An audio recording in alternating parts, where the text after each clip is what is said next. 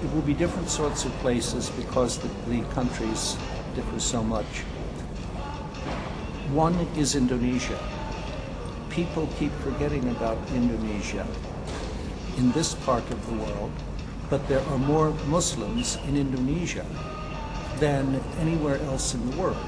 It's a very large place, and since the 1990s, they have proceeded to have genuine democratic elections and a strong participation of people in their society. And the leading political parties are Islamic. That does not mean fundamentalist, but people who say they are guided by the principles of Islam, but they do not exclude Christians or Hindus, the other major parts of the population. Another place that none of us think of as a Muslim country, but it has the second largest number of Muslims of any country in the world, is India. There it's going hand in hand with the Hindus. And obviously you have other communities, very, very few Jews, but lots of Christians. And there it is both the Hindus and the Muslims who have to learn to be more to the center, and they are doing it as opposed to extremists. Of your immediate neighbors, for the north of Africa, I would say that Morocco will be the same. The monarchy will continue to be very strong, but below the surface, I think you're going to find lots more participation, not only in government, but in education that gets more focused so that people can more realistically think about doing things rather than just going overseas to work. Now these are, and then there's another place that we should think of. There are large numbers of Muslims living in the United States, Spain, Germany, the Netherlands, United Kingdom, and elsewhere.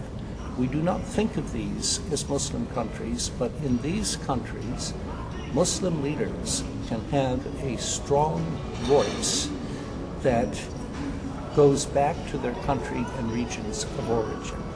Examples, Tariq Ramadan, who is now making his career in Europe since the United States was unwilling to accept him but has now apologized.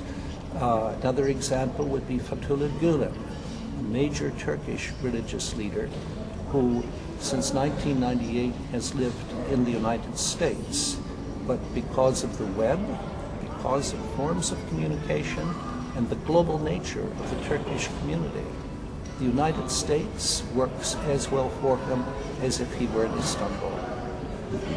Usted habla de la educación como un factor muy importante para producir ese cambio. ¿Realmente esa educación, esa alfabetización en el mundo islámico puede favorecer esa transformación?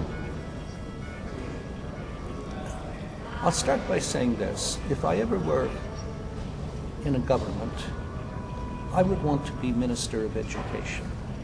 Why?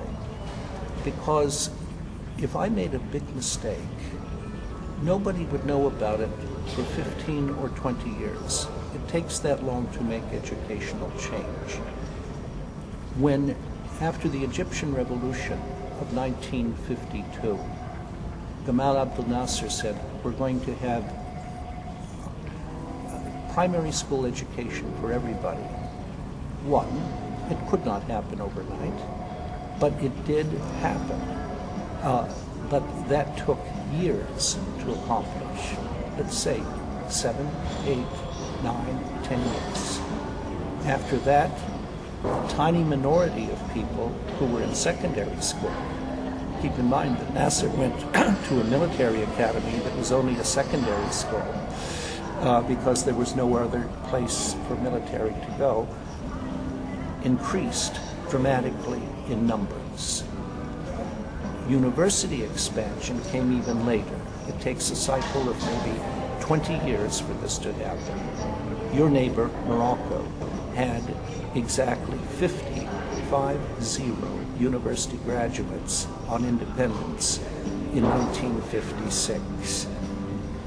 university opened, school opportunities expanded. People in local communities built schools themselves, thinking it would change their world. Well, they learned it's more complicated. However, it is in the late 70s and 80s that you got large numbers of people with good secondary education or with university education, with the language to be able to talk back to government, to talk back to religious officials. So it takes time, but once it starts, it can't stop. Two places to watch absolutely are Iran and Turkey. I don't think Turkey is going to have another military coup, as they had in the past. They can't. The society has changed too much. That's really good. The major economic changes in Turkey have not been the old sort of things for the state. It's been small businessmen making arrangements, international, global, working in textiles, working in other things that have made the difference. Iran, a few years ago, I would have said the same thing is beginning to happen there. Iran reminds us that a dedicated group of thugs, I'll use that word, can control a government, slow down change, and make government work for itself. But the economy is in ruins, but the one thing that remains is Iran is one of the has more really good educated people than any other country or region of the Muslim world. Iran also is a place where when government changes, or like the old German Democratic Republic just dries up, then change is going to happen very fast, I think, and in a positive way.